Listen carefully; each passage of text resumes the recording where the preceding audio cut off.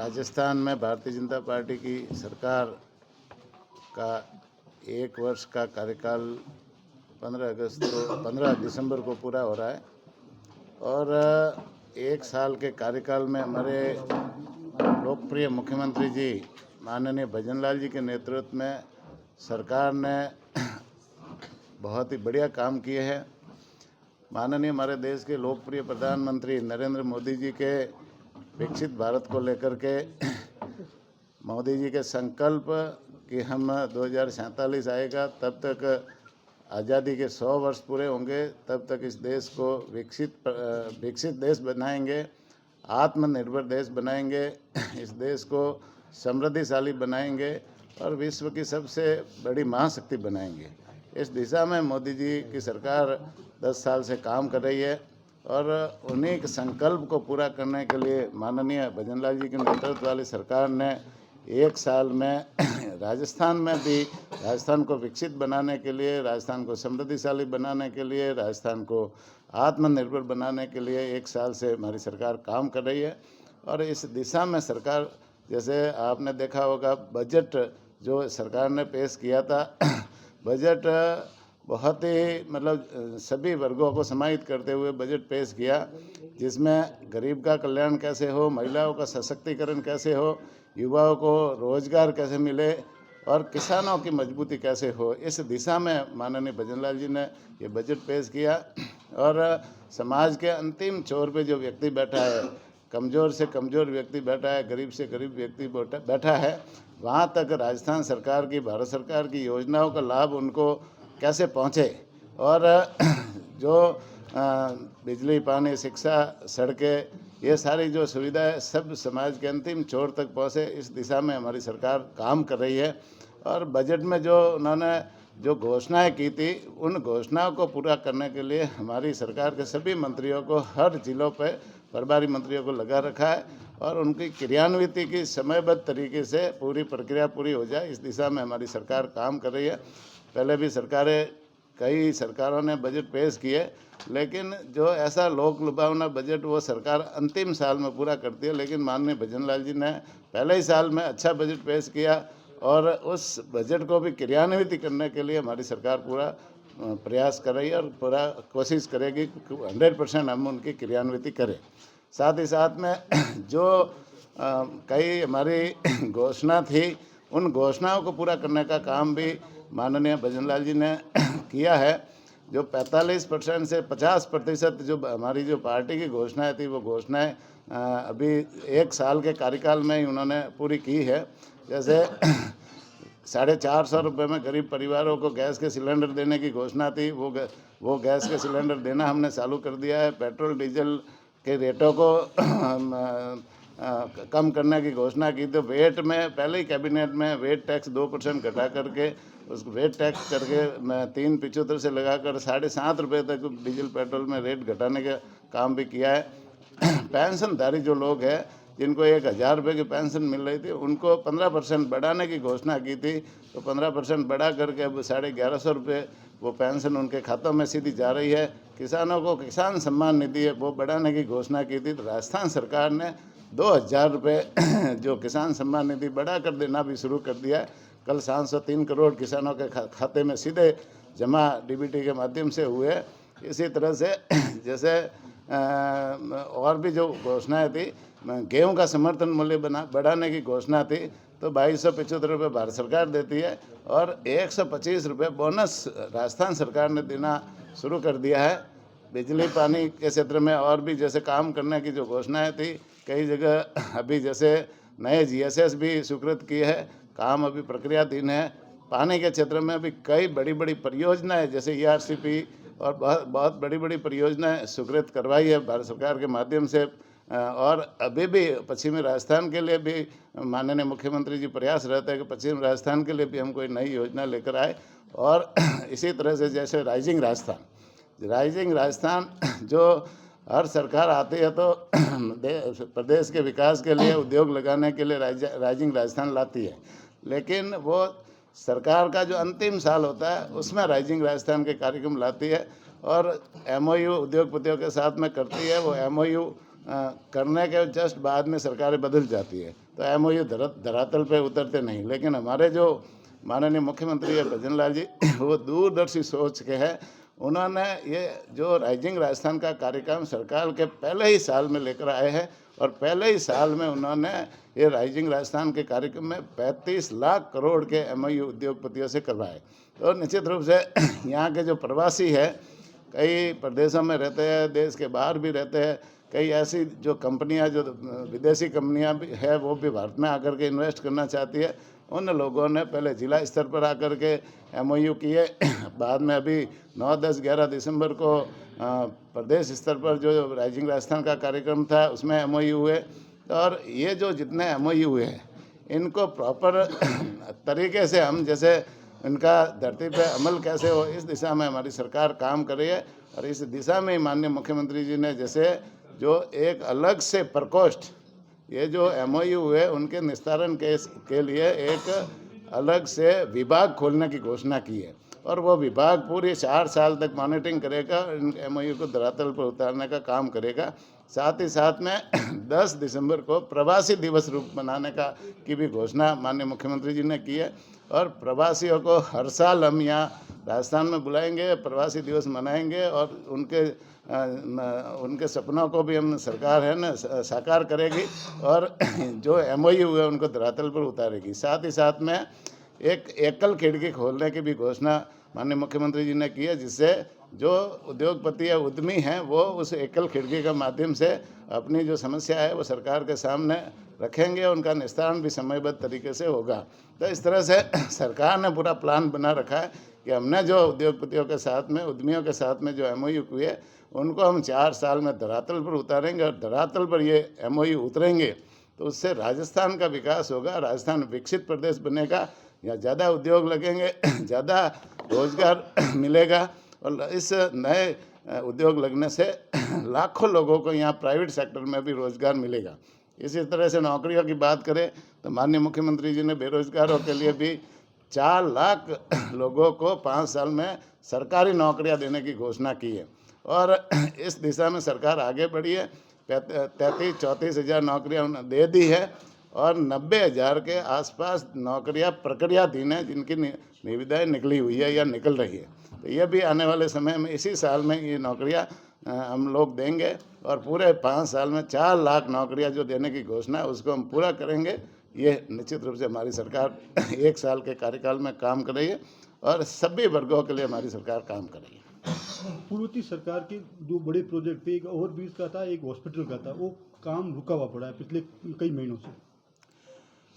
जो काम कई रुके हुए उन कामों को हम वापस उनको गति पकड़ाएंगे और कहाँ रुके हुए, किस स्टेज पे रुके हुए, उनको हम निश्चित रूप से उनको गति पकड़ा करके उन्हें उसे पूरा करेंगे। कोई काम अधूरा नहीं छोड़ेंगे, हर काम को हम पूरा करेंगे। सर, एसआई भर्ती को लेकर युवा देख रहे हैं कि भी सरकार डिसीजन नहीं ले पा रही, या तो रद्द नहीं कर पा रही या फिर कुछ आगे कुछ प्रोसेस नहीं हो पा रहा। एसआई भर्ती को लेकर सरकार डिसीजन आने वाले समय में करेगी।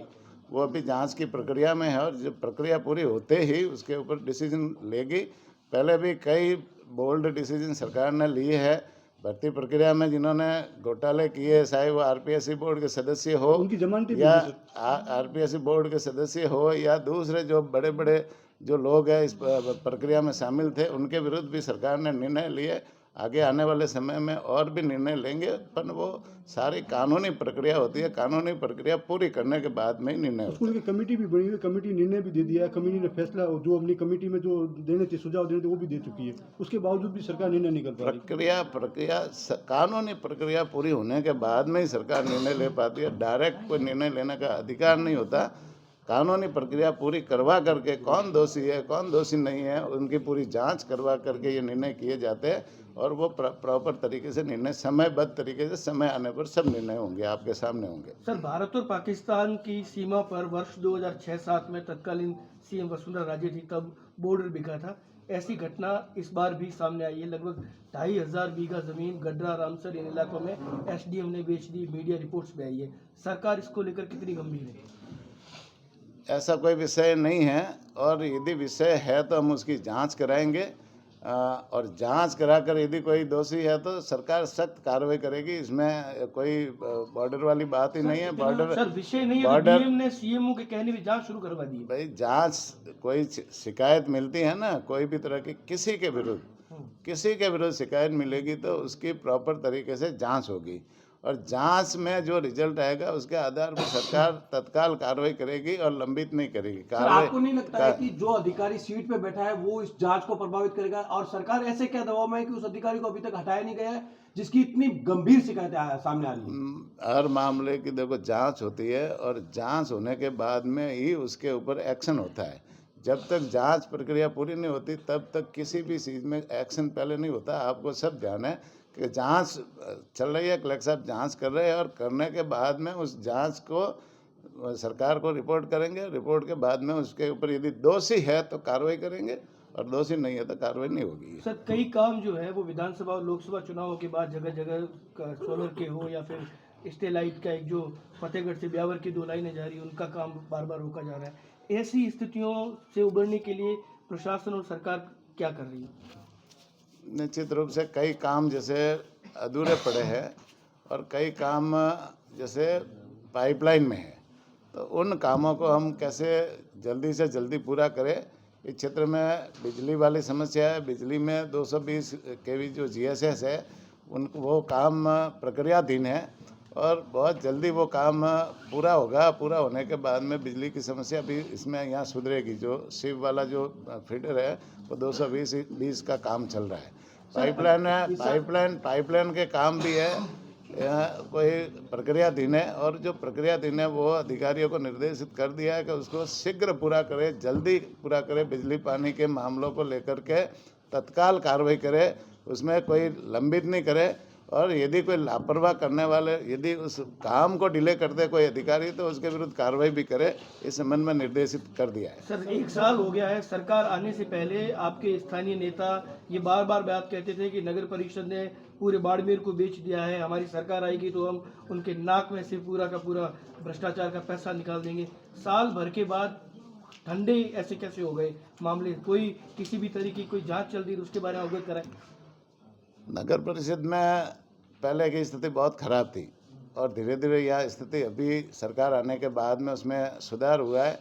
हमारे नए अधिकारी लगे हैं, वो व्यवस्था को सुधार रहे हैं और जो खड्डे कांग्रेस सरकार के समय यहाँ बहुत बड़े बड़े खड्डे पड़े थे उन खड्डों को भरने का काम भी कर रहे हैं। सफाई व्यवस्था भी सुधार रहे हैं और पूरी व्यवस्था धीरे धीरे कंट्रोल में आ रही है और जो बिगड़ी व्यवस्था है उसको सुधारने में समय लगता है। लेकिन अब बाड़मेर की स्थिति नगर परिषद की अब सर गड्डी सिस्टम में है उसको कब भरेंगे? सब कह रहे हैं 10,000 अवैध पट्टे जारी हो गए, सरकारी जमीन हो गए, पहाड़ बिक गए, तालाबों के आगोर बिक गई, उनके पट्टे बन गए। ये क्या है, जैसे अवैध पट्टे बने, अवैध पट्टों की सारी जांचें होती है। बिना जांच के कोई किसी अधिकारी के हाथ में नहीं होता कि उसको कैंसिल कर दे।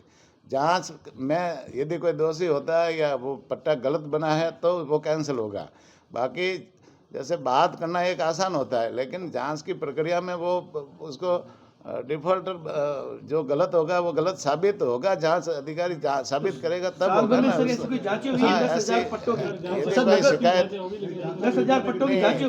कोई शिकायत होगी तो जांच करेंगे। जैसे एक बात है, शिकायत के आधार पे जांच होती है। वैसे पट्टे दिए ना, पट्टे दिए तो जैसे अधिकारी ने भाई कोई नियमों के तहत दिए होंगे, अब नियमों से हटकर दिए और उसकी शिकायत होती है तो उसकी जांच होगी। मुद्दे उठाते रहे, इनसे पूछिए ना। नहीं, मुद्दे उठाना विषय विधायक है वो भी कई बार मुद्दे उठा चुकी है। वो तो ये कहती है कि हम वहाँ जाके जांच की बात क्या करें, फाइल जला दी सारी। मेरी बात सुनो, अब फाइल जला दी तो उसकी जैसे कोई न कोई तो एविडेंस लाएंगे ना, कोई न कोई तो सबूत लाएंगे। पर जांच कैसे होगी सर? FIR होगी तो सर जांच कैसे होगी? जांच कैसे होती है? क्या प्रक्रिया? कोई शिकायत भी तो बताए ना उसको। शिकायत करे तो आप है ना, मैं कोई उस पट्टों की शिकायत लिख करके कलेक्टर साहब को दे दो, कलेक्टर साहब उसकी जांच करा लेंगे। आधार कमेटी में कृषि कॉलेज है, वहाँ शिक्षक नहीं है, बच्चे 4 दिन से धरने पर बैठे, इसको लेकर सरकार से बात करेंगे आप? वो बच्चों से बात हो गई, मेरे मंत्री जी से भी बात हो गई और निश्चित रूप से इसमें जल्दी से जल्दी उनके जो अध्यापक लगानी है ना शिक्षण व्यवस्था के लिए उस पर करेंगे। बाड़मेर नगर परिषद आयुक्त रहे थे, उनके ऊपर बड़े बड़े चार्जेस लगे, उसके बाद जांचों की बात की गई, बाड़मेर में भी लगाए गए आरोप कि जब तक वो सीट पे थे करोड़ों रुपए का गबन हुआ। क्या उसकी जांच को लेकर गंभीर है? साल भर में क्या जांच के लिए कोई प्रक्रिया शुरू की गई है? जांच को शिकायतें आती है तो जांच होती है, और कलेक्टर साहब के पास जो भी एक भी शिकायत आएगी तो उसकी जांच करेंगे, 100% जांच करें। बिना शिकायत के कोई जांच है ना, जैसे कोई जमीन में से खोद के तो मुर्दे नहीं उखाड़े जाते, वो जैसे शिकायत आएगी तो उसकी जांच करेंगे। आयुक्त अस्थायी है सर, वहाँ पर आयुक्त नहीं लगाया गया है, अस्थायी लगा रखा है वहाँ पे कार्यवाहक लगो या स्थायी लगो, व्यवस्था चल रही है ना, अच्छी चल रही है। नहीं, व्यवस्था चल रही, पर हाँ, डबल जिम्मेदारी निभाना भी मुश्किल काम होता है नहीं सर। वो तो कई है ना, कई जगह हम लोग को भी तो डबल जिम्मेदारी निभाते हैं ना, तो अधिकारी भी डबल जिम्मेदारी निभाएंगे, इसमें क्या है? वो तो व्यवस्था, सरकार की व्यवस्था देते हैं। सांसद जो है वो भी पत्र लिख चुके हैं नगर परिषद के भ्रष्टाचार और अब जो फर्जी पट्टे बने उसको लेकर। सांसद जी, माननीय सांसद जी ने लिखे हैं, तो उनके लेटर पे जो शिकायत आई होगी उनके विरुद्ध उनकी जांच होगी और कार्रवाई होगी। सर, विद्युत पोल जहाँ खड़े हो रहे हैं बड़ी लाइनों के, वहाँ के किसान नाराज है। किसान लगातार वहाँ पर विरोध कर रहे हैं कि हमें बहुत कम मुआवजा दिया जा रहा है और हमारी जमीन जो है वो जबरन से निकाल जाए। उसको लेकर गवर्नमेंट क्या सोच रही है? क्या किसानों का मुआवजा? किसानों की जो जमीन है वहाँ जहाँ पर 11 kV लाइन निकलेगी उसमें डीएलसी से डबल रेट देने का प्रावधान है, और वही मुआवजा जो प्रावधान है उसी के तहत मुआवजा उनको मिलेगा, और मिलेगा। किसानों को किसी तरह का नुकसान नहीं होने देंगे, और अभी आज भी मेरी बात हो गई, बहुत जल्दी उनको मुआवजा मिलेगा, फाइल प्रोसेस में है और मुआवजा मिलेगा, फिर लाइन निकलेगी। सर, प्रायोरिटी दो कनेक्शन लिए जा रहे हैं, सरकार से दावा करते रहे कि हम सरकार में नहीं है इसलिए एयरपोर्ट नहीं खुल पा रहा है, हम सरकार में नहीं है इसलिए एयरपोर्ट नहीं खुल पा रहा है। अब डबल इंजन सरकार होने के बाद भी साल भर में कौन सी प्रक्रिया पूरी हुई, उसकी थोड़ी सी विस्तार से। एयरपोर्ट खुलेगा और बहुत जल्दी आपको भी है ना एयरपोर्ट से कहीं जाने का मौका मिलेगा। एयरपोर्ट खुलेगा। सर, कैबिनेट मंत्री करुणलाल मीणा जी के ऊपर मुकदमा दर्ज हो गया आपकी सरकार की ओर से।